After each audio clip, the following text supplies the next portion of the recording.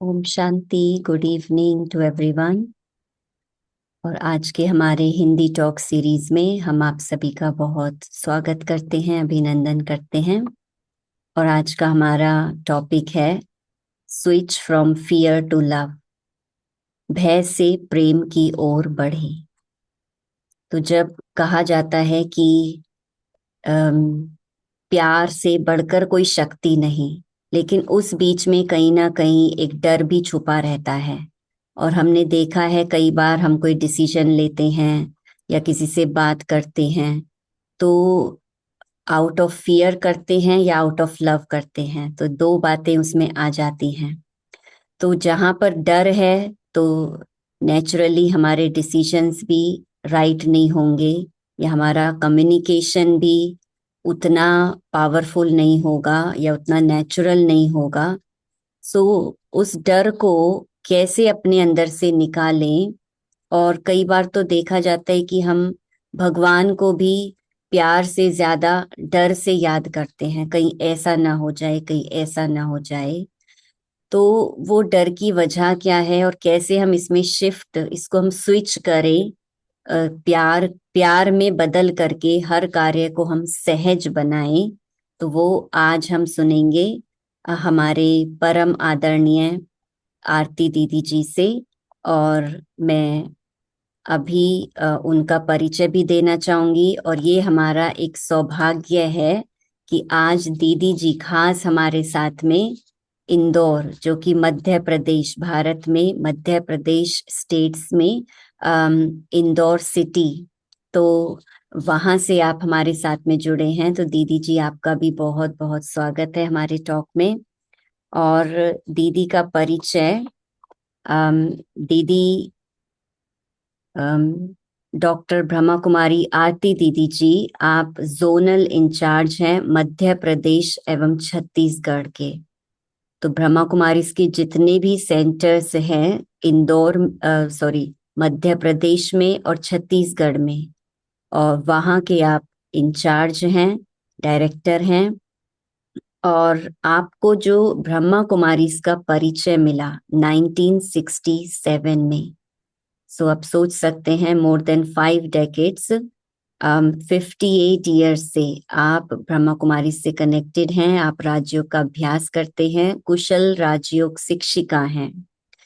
और आपने 1970 से अपना पूरा जीवन ह्यूमैनिटी की सेवा में, मानवता की सेवा में आपने समर्पित किया।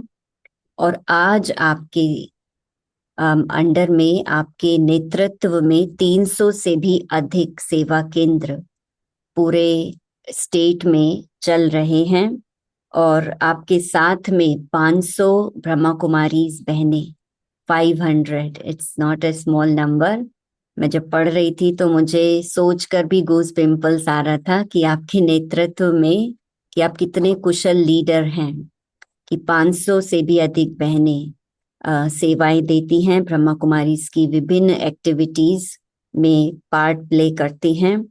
और हाल ही में आपको समाज के विभिन्न क्षेत्रों में 45 ईयर्स तक की गई सेवाओं के फलस्वरूप आपको डॉक्टरेट की उपाधि से सम्मानित किया गया। सो और वर्तमान में आप शिव शक्ति रिट्रीट सेंटर, जिसका भी निर्माण कार्य बहुत जोर शोर से चल रहा है मध्य प्रदेश में। सो वो भी, जैसे कि हर जगह पर एक रिट्रीट सेंटर्स हैं जहां पर आकर के बहुत सारे भाई बहनें इस ज्ञान का लाभ लेते हैं। तो ऐसा ही एक रिट्रीट सेंटर मध्य प्रदेश में इंदौर में बन रहा है। और दीदी, आपको जब हम देखते हैं, सुनते हैं, तो आपसे बहुत ही जैसे प्रेरणा मिलती है। आप एक हम जैसी बहनों के लिए एक आदर्श हैं। आपका डिसिप्लिन, आपका डेडिकेशन, कैसे आप इतना निरंतर आप सेवाएं करते आ रहे हैं, और कितने ना बहन भाइयों के जीवन को आप आगे बढ़ाने, उनके मार्गदर्शन के लिए आप निमित्त बने हैं। तो ज्यादा समय ना लेते हुए अभी हम आपसे रिक्वेस्ट करेंगे कि आज के टॉपिक पर, भय से प्रेम की ओर बढ़ें, तो उस पर आप प्रकाश डालेंगे। थैंक यू दीदी। ओम शांति। सभी भाई बहन जो जहां से सुन रहे हैं उन सब को गुड मॉर्निंग। ओम शांति।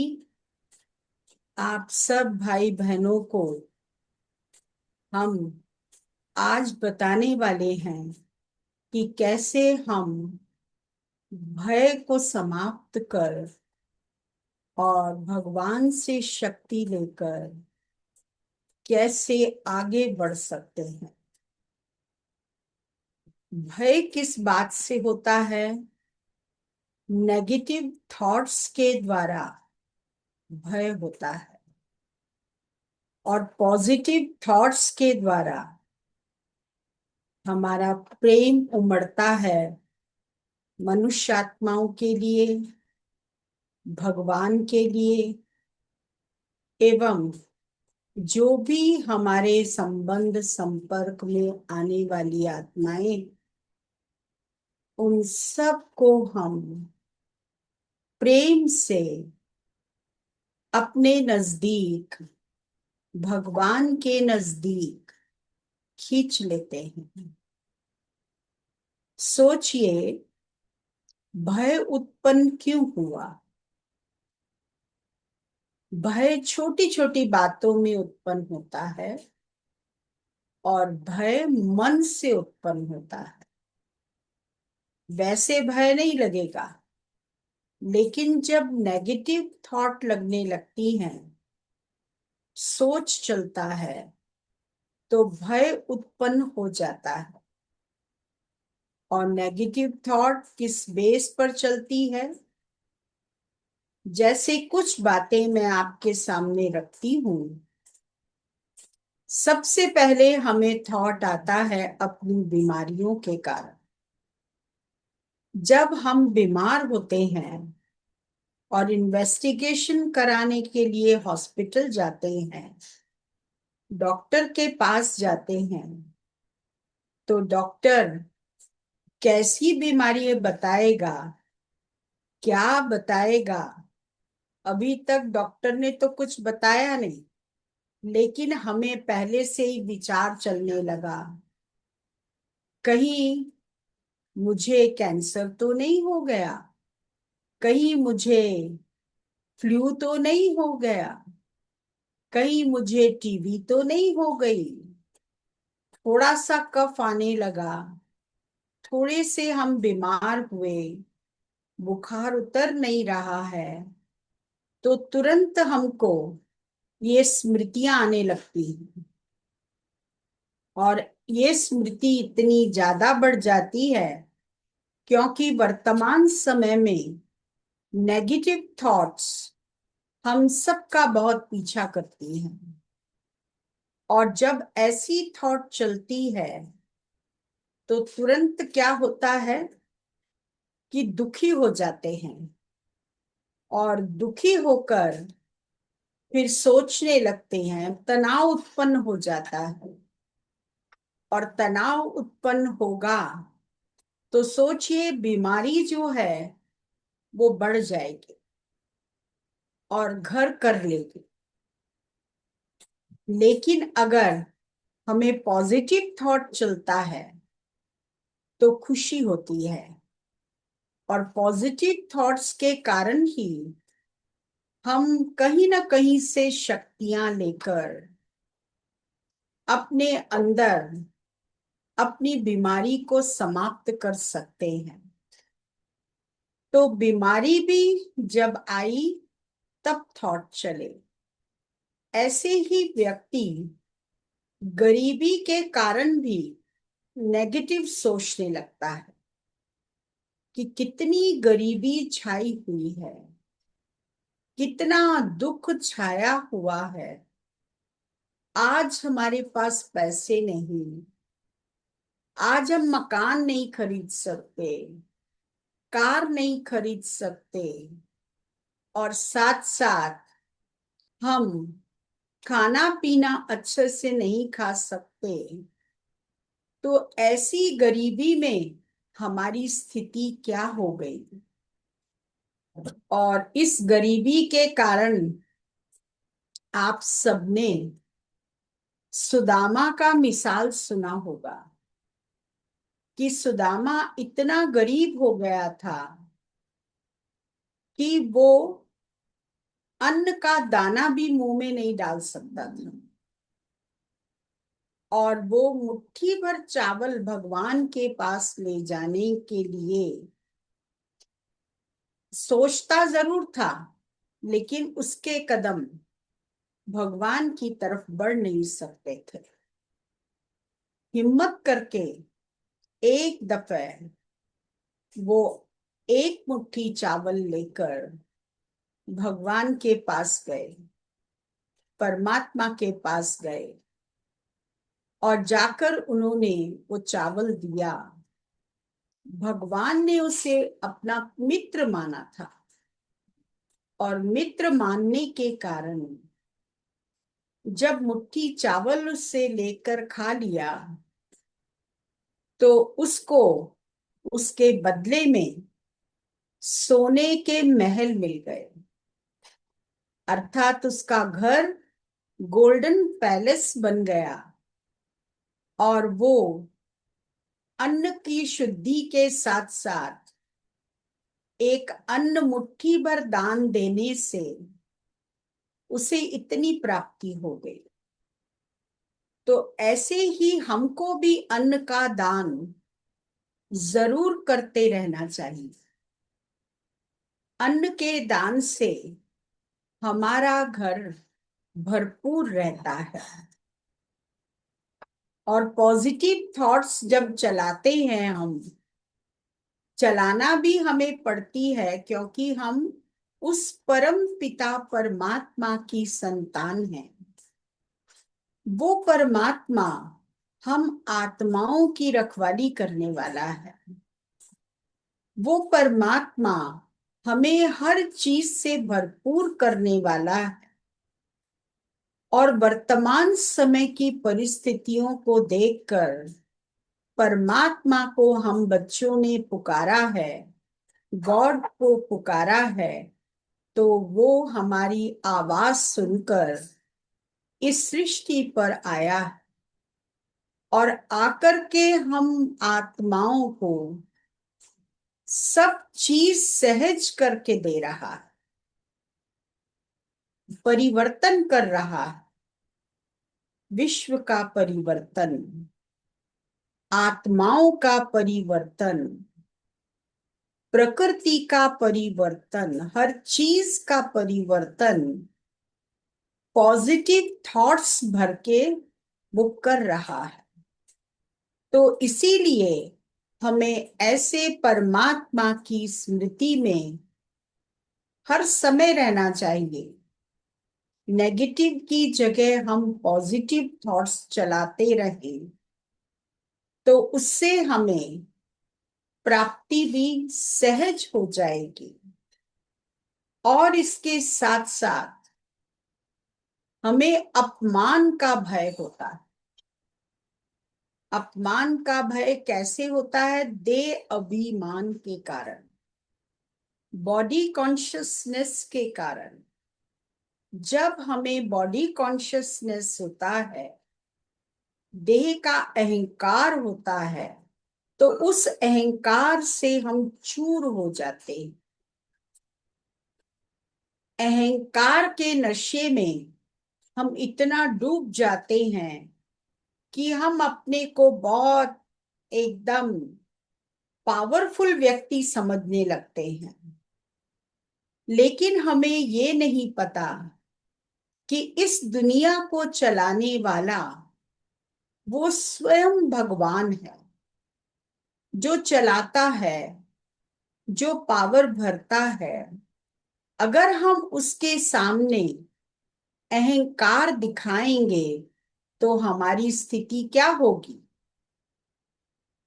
आप सब भाई बहनों ने श्री कृष्ण के बारे में तो सुना होगा कि श्री कृष्ण जब कंस के सामने आते थे तो उसके हाथ पैर ढीले हो जाते थे। और कैसे दे अभिमान में आकर उसने उनसे बदला लेने का सोचा। ऐसे ही हम आत्माएं जब सुनते हैं कि कोई हमारा अपमान कर रहा है, तो हम भी उसको चार शब्द बोलते हैं।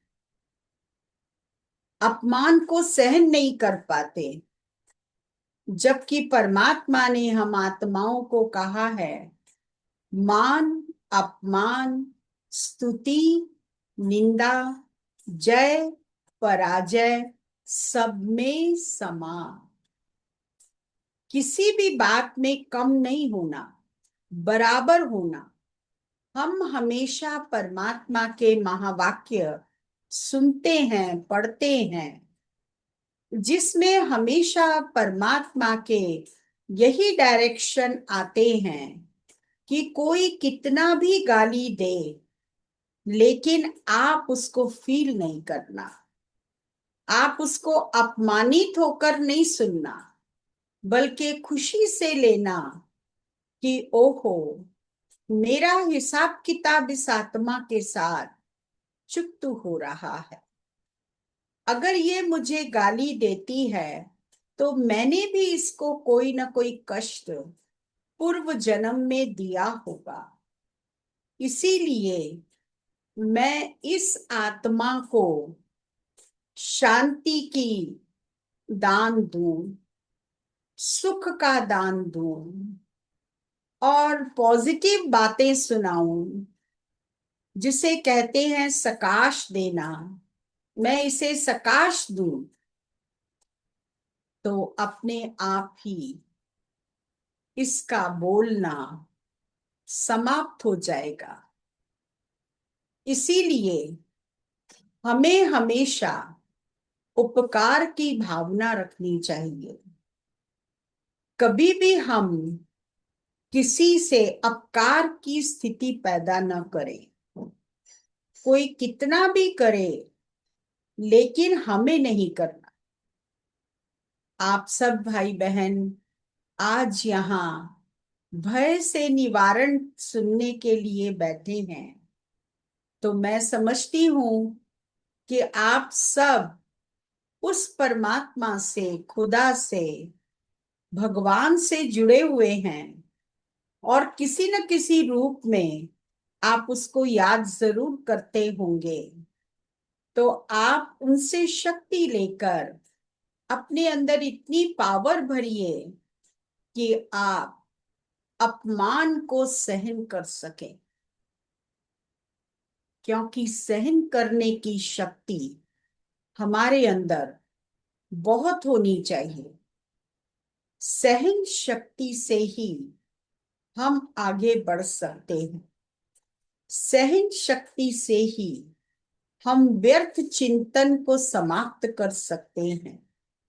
सहन शक्ति से ही हम व्यर्थ बोल भी बंद कर सकते हैं, क्योंकि व्यर्थ को सोचना, व्यर्थ को बोलना, व्यर्थ को देखना, इन सब बातों से हमको न्यारा और प्यारा रहना चाहिए।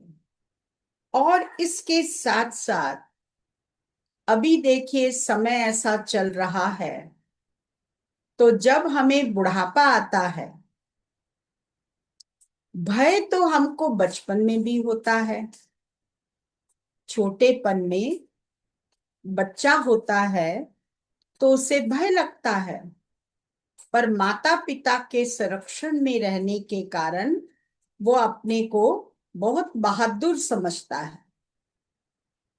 ऐसे ही जब यंग होता है व्यक्ति, युवा होता है, तो उस समय भी उसको भय लगता है।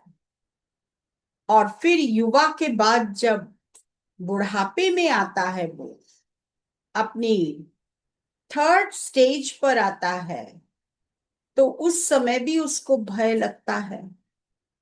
वो सोचता है कि मेरी पालना कौन करेगा, बूढ़ा हो गया हूं, बच्चे मुझे रखेंगे कि नहीं रखेंगे। इसीलिए आजकल बूढ़ा घर खोल दिया है।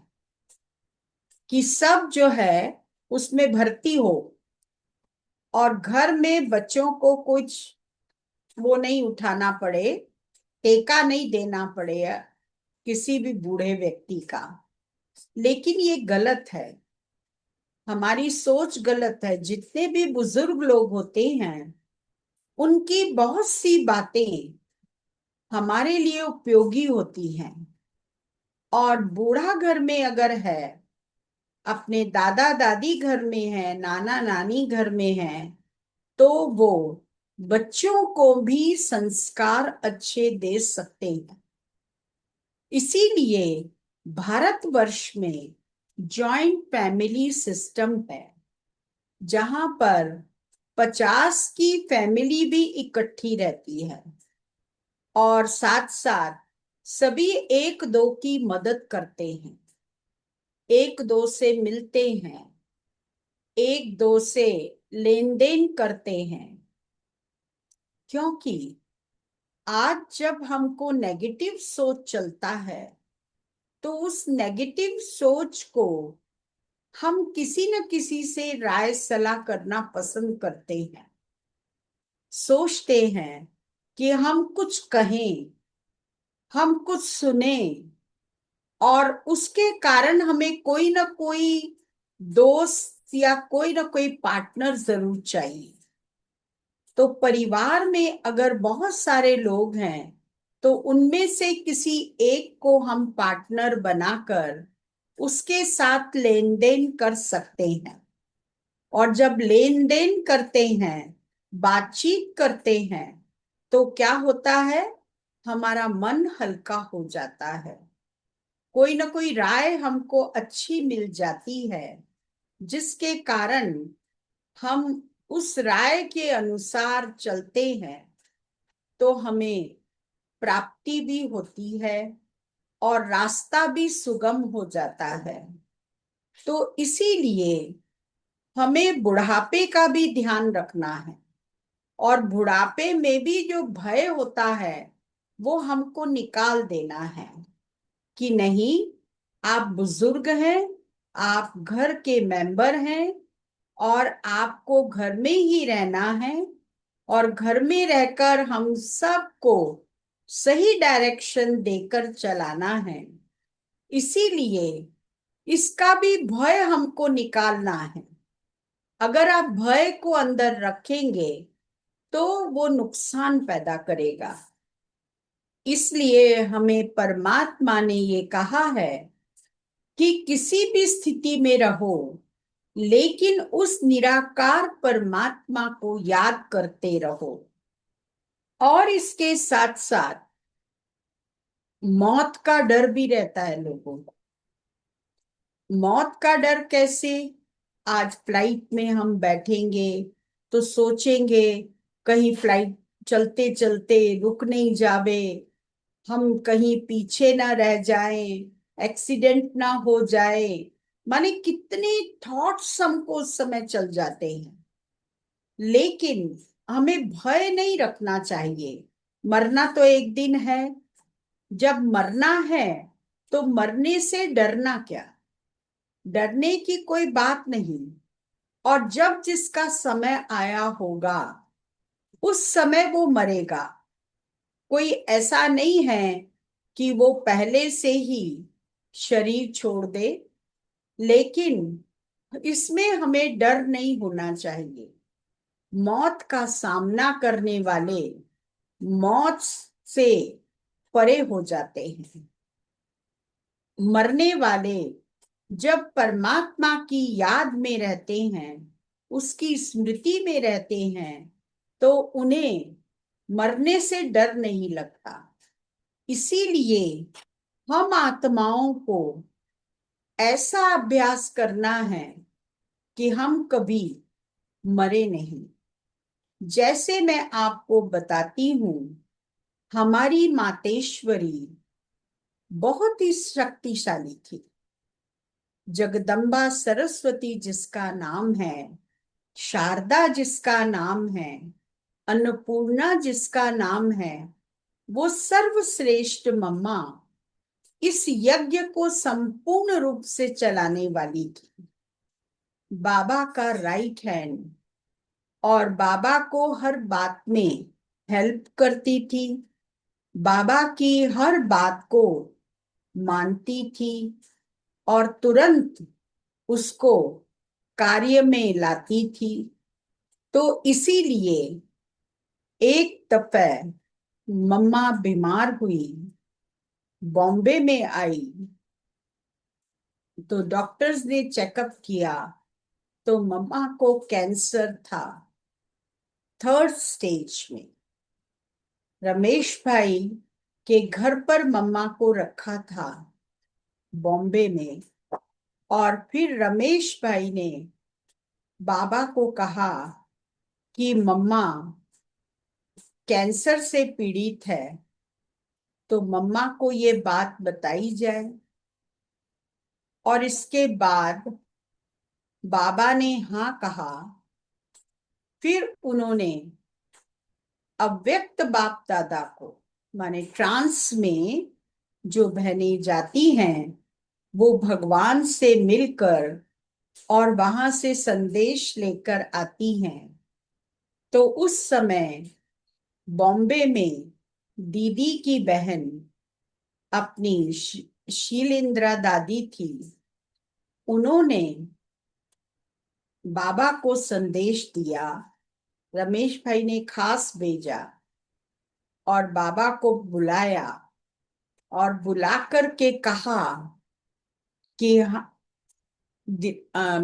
मम्मा को ये बीमारी है। तो बीमारी का बताया तो बाबा ने कहा मुस्कुराते हुए, मम्मा को बता दो। तो वो थोड़ा अंदर ही अंदर उनको संकल्प चल रहे थे कि मैं कैसे मम्मा को बताऊं। तो बाबा ने कहा एक चिट्ठी लिखकर मम्मा के तकिए के नीचे रख दो। तो मम्मा ने उस समय वो चिट्ठी खोली, और चिट्ठी खोली तो उसमें लिखा था कि आपको कैंसर है। तो जब कैंसर का पता चला तो मम्मा मुस्कुराती रही, कुछ नहीं बोली। और फिर मम्मा को आबू ले गए। आबू में भी बहुत हालत धीरे धीरे, क्योंकि डॉक्टरों ने जवाब दे दिया था कि 3rd स्टेज है। इस 3rd स्टेज में मम्मा बचेंगी नहीं, इनको शांति से जहां भी रहना चाहती हैं वहां ले जाओ। तो इसीलिए आबू में लेकर गए, और वहां मम्मा के कमरे में मम्मा लेटी रहती थी, और तो भी लेटे लेटे भी बच्चों की सेवा करती थी, मिलती थी सबसे, टोली देती थी।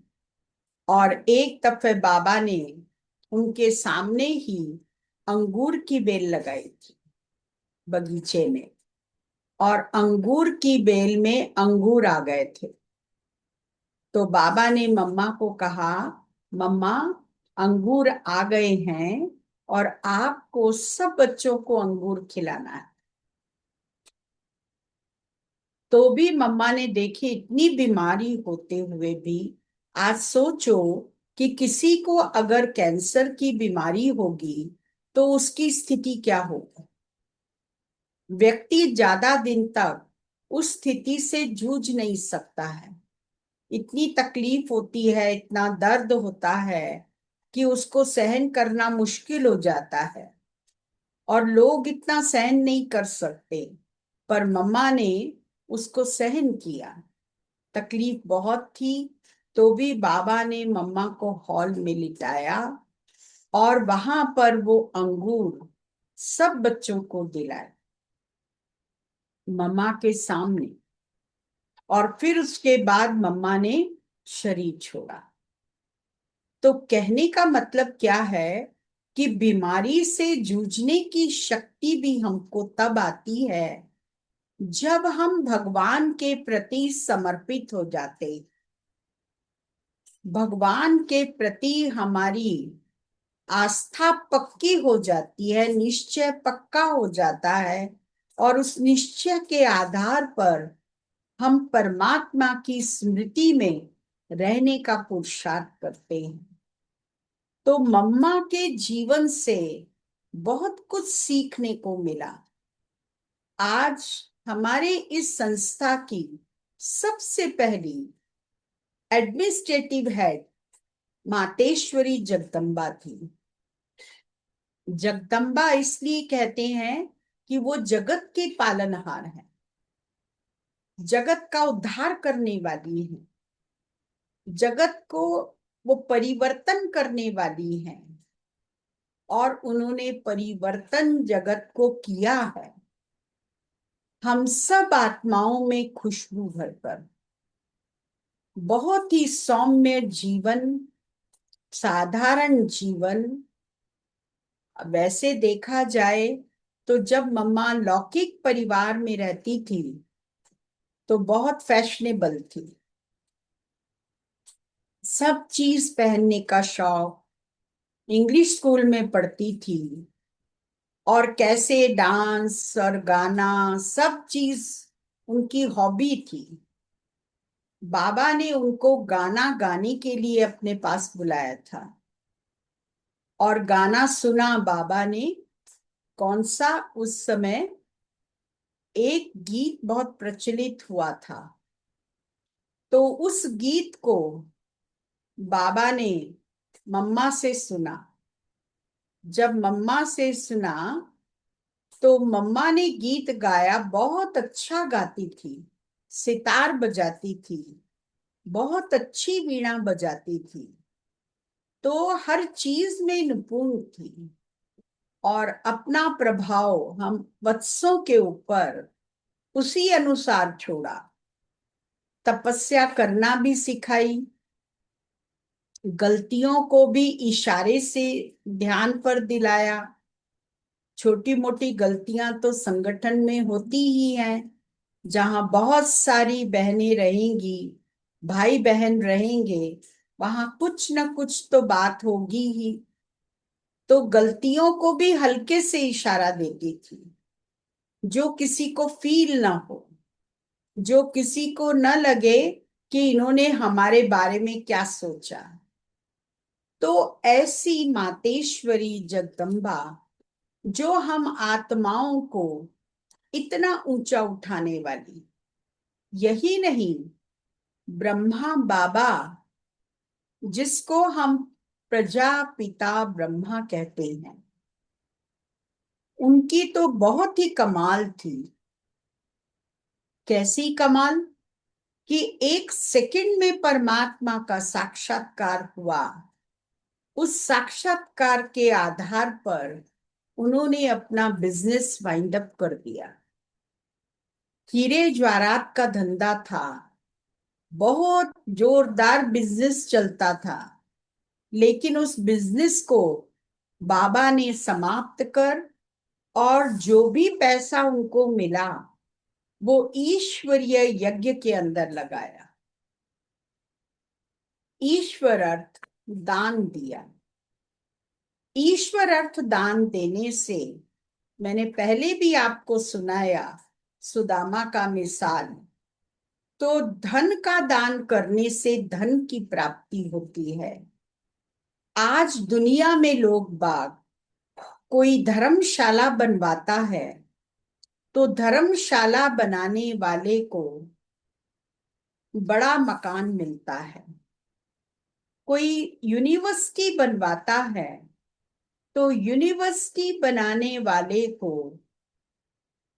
कॉलेज बड़ा मिलता है, वो उसकी पढ़ाई बहुत ज्यादा ऊंची होती है।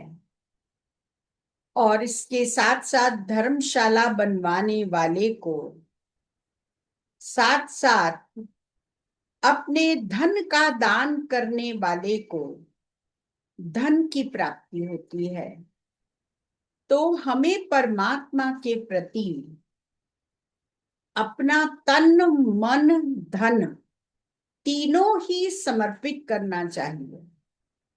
अगर हमें मौत का भय है, अभी आप हालत देख रहे हैं विश्व की कि क्या हो रहा है, कितने बड़े बड़े देश एक दूसरे से बदला लेने को तैयार हैं, और कभी भी थोड़ा भी अहंकार आया और सोचा कि ये मुझे कम समझते हैं, वहीं पर बटन पर हाथ जाएगा और उस समय चारों तरफ पटाखे जैसे बमों की धूम मचेगी। तब भयभीत नहीं होना है हमको, तब हमको अभय बनना है। कितने भी पटाखे बजें, कितने भी विघ्न आए, कितने भी बम फटें, लेकिन हम उन सब से निर्भय होकर उस स्थिति का सामना करें। इसीलिए हमारा प्यार परमात्मा की तरफ अगर होगा, भगवान जिसे हम गॉड फादर कहते हैं, एक ओंकार कहते हैं, जिसे हम भगवान कहते हैं, वो परमात्मा अगर हम उससे प्यार रखेंगे, उससे मोहब्बत रखेंगे, उसके लव में लीन हो जाएंगे।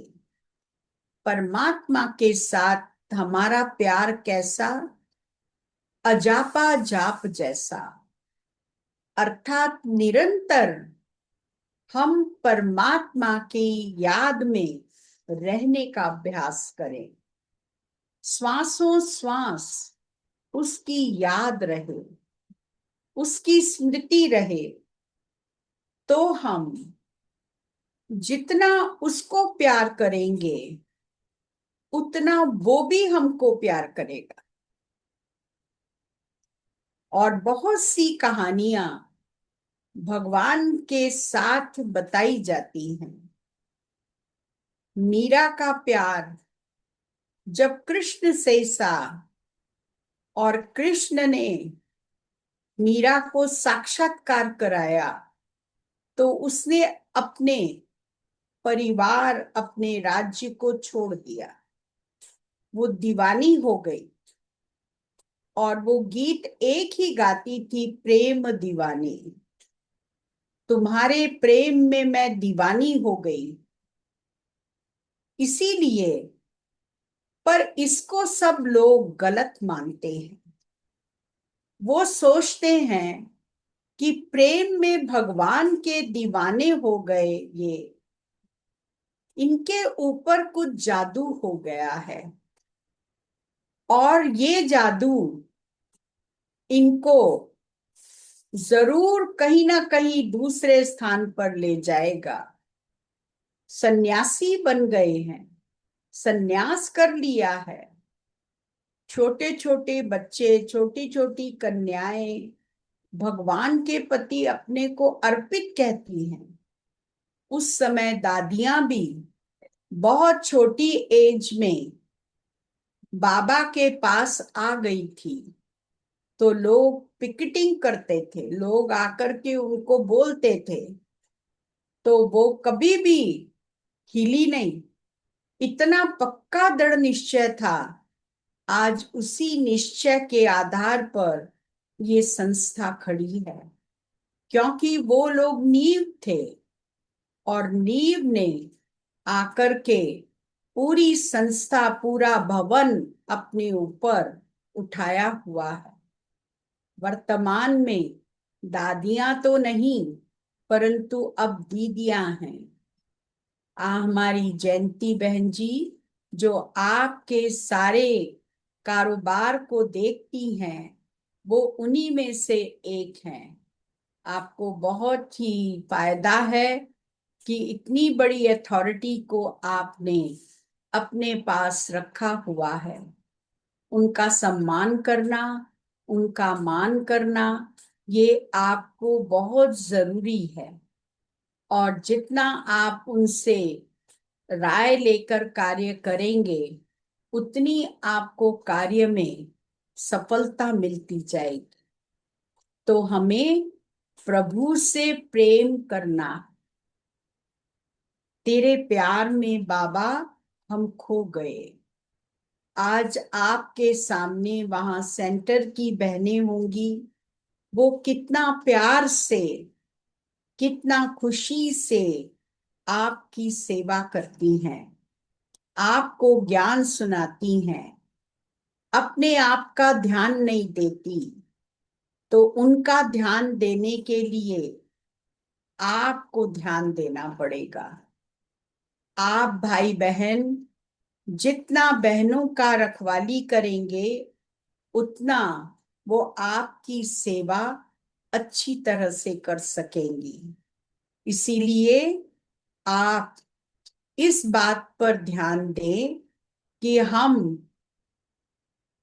प्रभु के प्रेम में लीन हो जाएं, प्रभु की याद निरंतर बनी रहे। हम भी बाबा ब्रह्मा से मिले हैं। ब्रह्मा बाबा ने उस समय इतना प्यार दिया। मुझे याद है कि हम पहली दफे जब बाबा से मिले थे, जनवरी मास था और वहां पार्टी बहुत ज्यादा नहीं थी पांडव भवन में, क्योंकि उस समय तो केवल पांडव भवन ही था। हिस्ट्री हॉल में क्लास चलता था। बाबा हमेशा वहां आकर क्लास कराते थे। अमृत वेले का योग भी चलता था। 3:30 बजे बाबा आकर के कहाँ पर खड़े होते थे? आप सब ने पांडव भवन देखा होगा, और जिन्होंने नहीं देखा है वो भी जरूर माउंट आबू जाएं।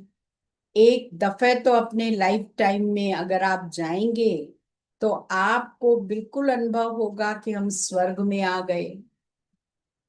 आप ऐसा नहीं सोचना कि हम कोई आपको, हाँ, लॉलीपॉप दे रहे।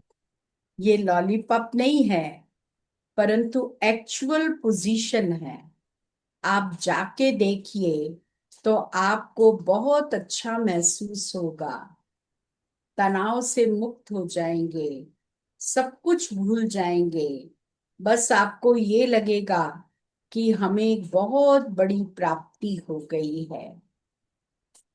तो इसीलिए बाबा ने वहां पर आकर योग कराया 3:30 बजे। वहां निर्वैर भाई जी का ऑफिस है। उस ऑफिस के बाहर थल्ला बना हुआ है। उस थल्ले पर बाबा खड़े होते थे और हम सब भाई बहन नीचे खड़े होते थे और बाबा की तरफ एक टक दृष्टि लेते थे। ऐसे लगता था जैसे गोप गोपियां कृष्ण से शक्ति ले रही। बाबा का योग इतना पावरफुल था कि जब बाबा दृष्टि देते थे तो 1000 वोल्ट का करंट बॉडी से निकल जाए, ऐसी महसूसता होती थी। अशरीरीपन की स्थिति का अनुभव होता था। ये व्यक्ति भूल जाता था कि मैं किस दुनिया में हूं। वहां रहने के बाद तो आपको न्यूज भी सुनने की प्रैक्टिस नहीं होगी, अखबार भी पढ़ने की आवश्यकता नहीं लगेगी। आपको याद ही नहीं रहेगा कि मुझे पेपर पढ़ना है, डेट भी याद नहीं रहेगी। मैंने बाबा के पास जाने के बाद सब कुछ भूल जाते हैं और वहां पर सिर्फ याद रहता है भगवान के साथ हमारा प्यार। जो हमारा प्यार हमें हमारी नैया को पार लगा सकता है। ऐसे प्यार, ऐसी मोहब्बत अगर हमें भगवान के साथ हो जाए तो बहुत खुशी रहेगी। अंदर ही अंदर हम उछलते रहेंगे, हंसते रहेंगे, मुस्कुराते रहेंगे। आपने ऐसे बहुत से योगी देखे होंगे जिनके मन में सिवाय परमात्मा के और कोई दूसरी बात नहीं रहती। तो आप सब भाई बहनों से मेरा यही निवेदन है कि आप सब उस परम पिता परमात्मा को जो जानते हैं वो तो बहुत अच्छा है, और जो नहीं जानते हैं वो भी इस बात को जाने, और जानने के बाद उस भगवान से अपना संबंध जोड़ेंगे तो हमें शांति, सुख, आनंद, प्रेम की प्राप्ति बहुत सहज हो जाएगी, और हमारा जीवन पवित्रमय हो जाएगा। इसीलिए मैं आप सब भाई बहनों को बहुत बहुत धन्यवाद देती हूँ कि आपने मेरी बातें इतना शांति से सुनी, और आप सबका स्वागत है, अभिनंदन है इस गुलदस्ते के द्वारा। मैं आप सबको लिए तो गुलदस्ता नहीं दे पाई, लेकिन एक एक फूल जो सब बैठे हुए हैं उन सब को मैं देती हूँ।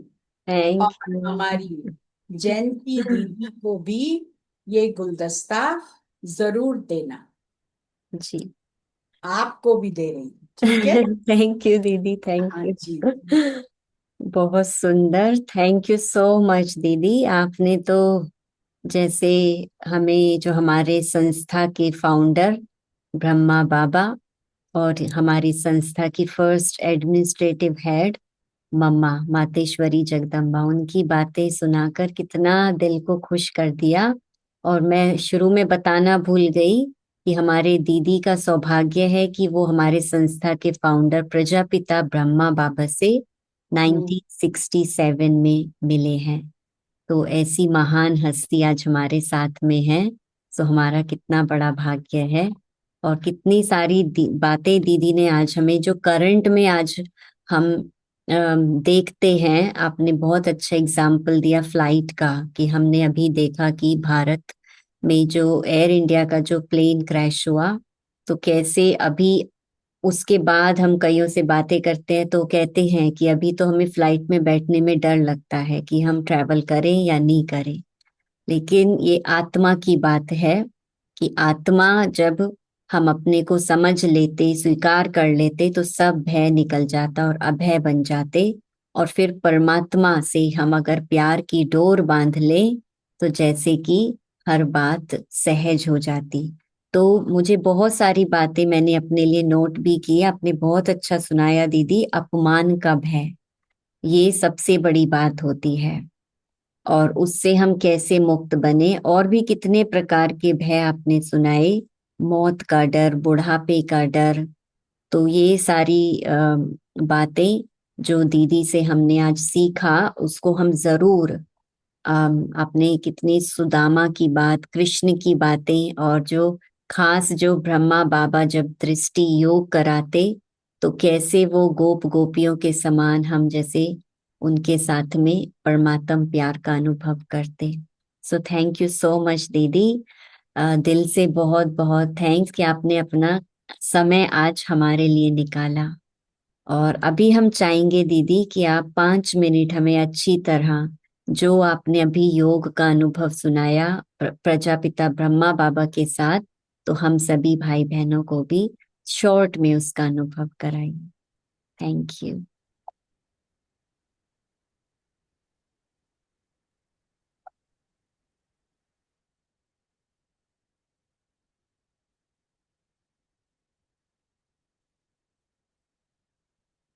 ओम शांति। अपने शरीर को एकदम ढीला छोड़ दीजिए,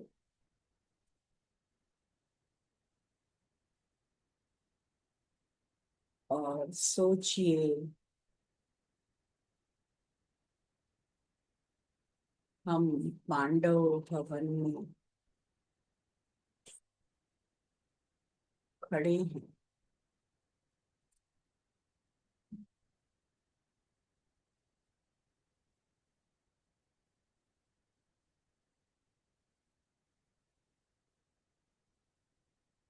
और ब्रह्मा बाबा हमारे सामने है।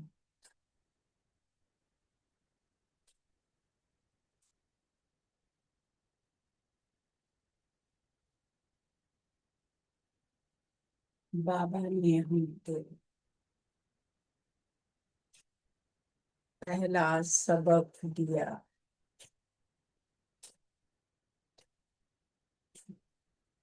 आत्मा का।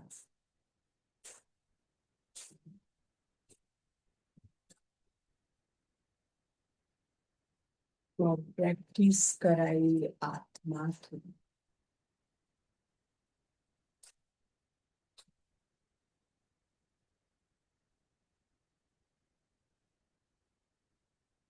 आत्मिक स्थिति में स्थित हुई, अभ्यास कराया।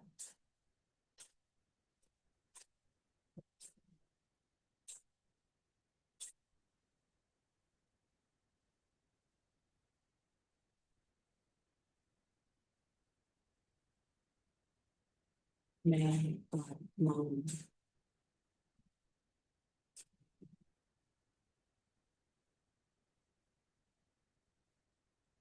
जो बिल्कुल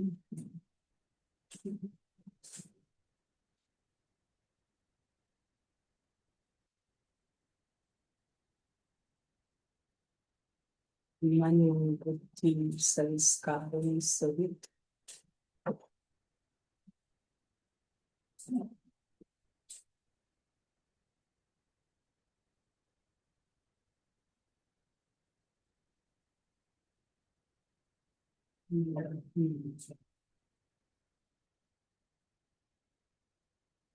परिधान की वासी हूँ।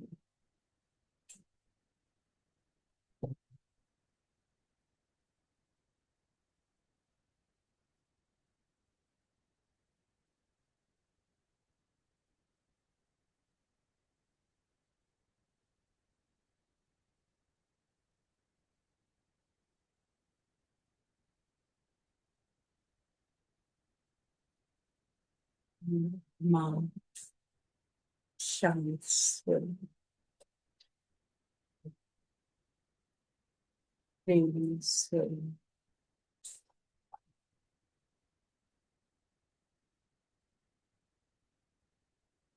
आनंद स्वरूप,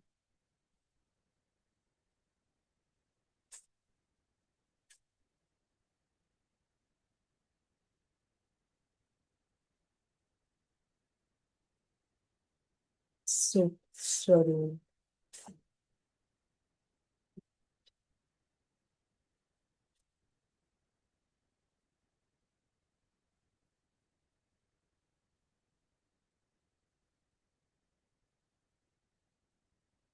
पवित्रता स्वरूप।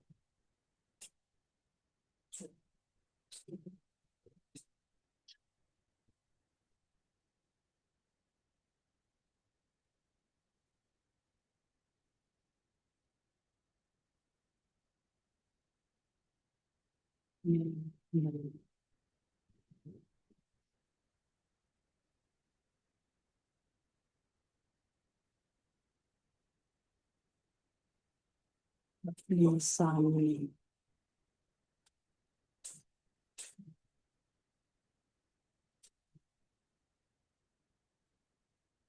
शिव बाबा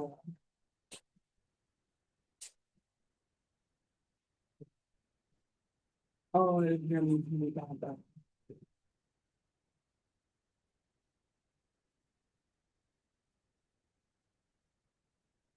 दोनों को देख के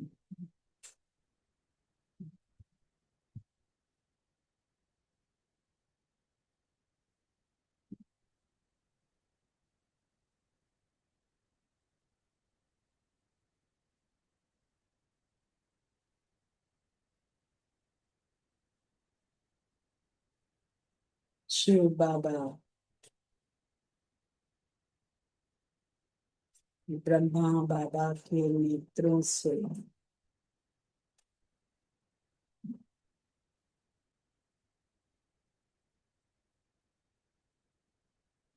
सर्च लाइट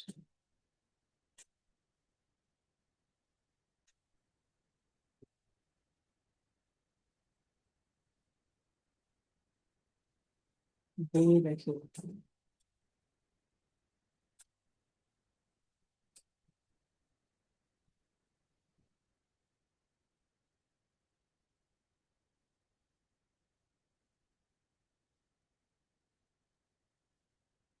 उस सर्च लाइट से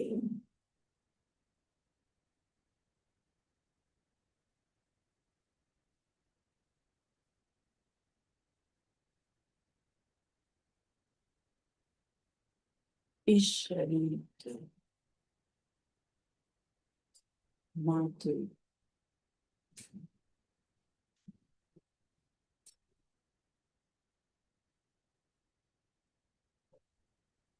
पांचों विकार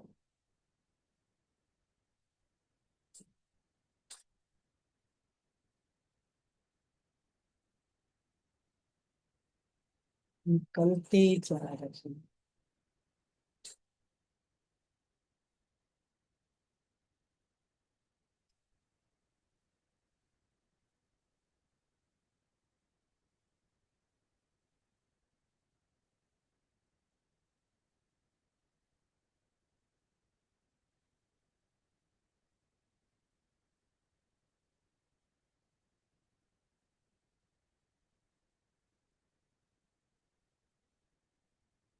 मैं ब्रह्म भगवान के स्थिति खिंचती चली जा रही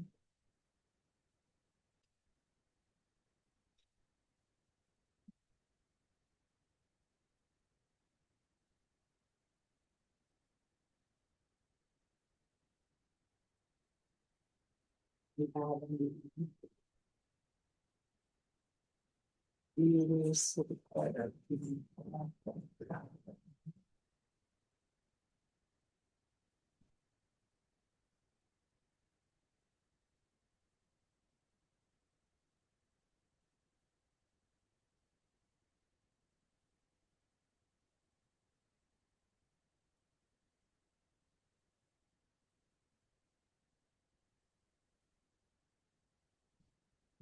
से मुझे शक्तियां मिल रही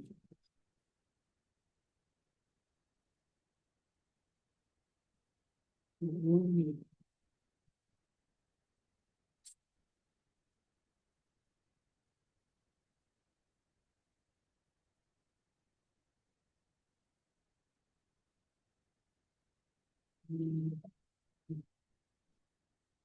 समय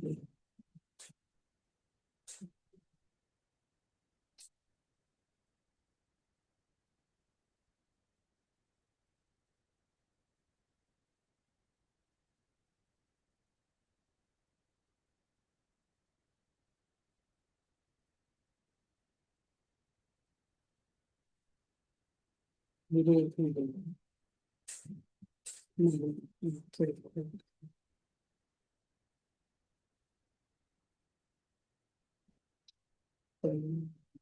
अपने स्थान पर अपनी कृपाएं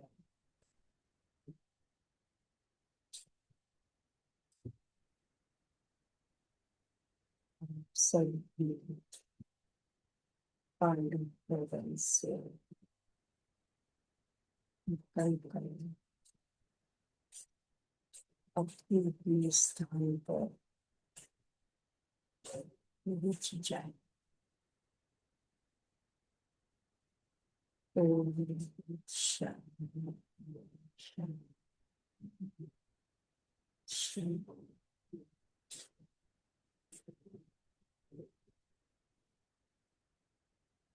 शांति।